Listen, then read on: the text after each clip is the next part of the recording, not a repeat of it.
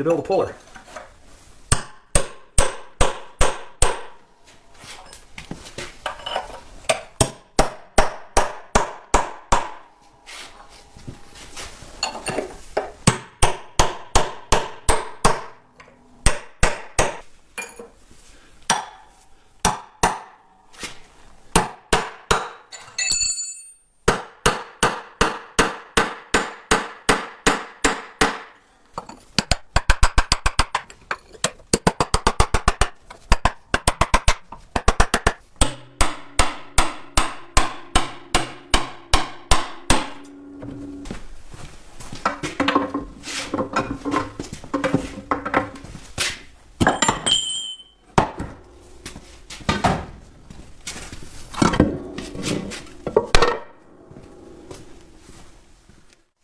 Okay, now we have a cutaway view block, and I'm sure a few of you didn't really enjoy watching that. This is a restoration channel, it's not a Wreck-It channel, but keep in mind, we didn't do anything here that wasn't already done. We didn't make it any worse than it already was, and maybe we made Christine happy because she loves things like this.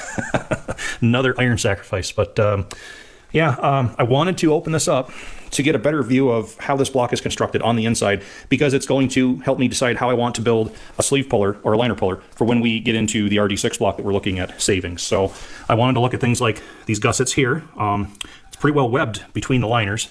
I can get a good view of wall thickness.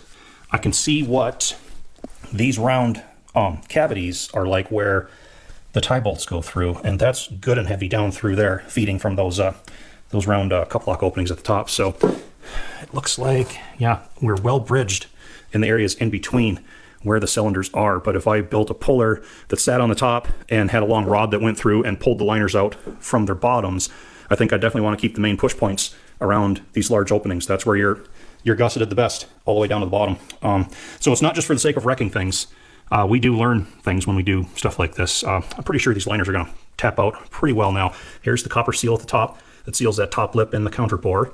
And there's our O-rings at the bottom, seal the water. And everywhere that it's rusty is a place that was already cracked. So we were already cracked down to there, all the way through here, down through the bottom of that liner opening. And the shiny stuff is the stuff that we just broke out.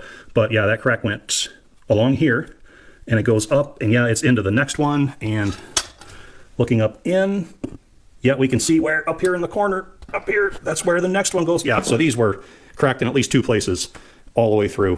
That would have just been too much to fix. You can see it here, how rusty, yeah, popped right through. A lot of good webbing on the inside too, and a water jacket. All right, so I'm gonna set up with a sledge and a wooden block, see if I can tap these liners right out.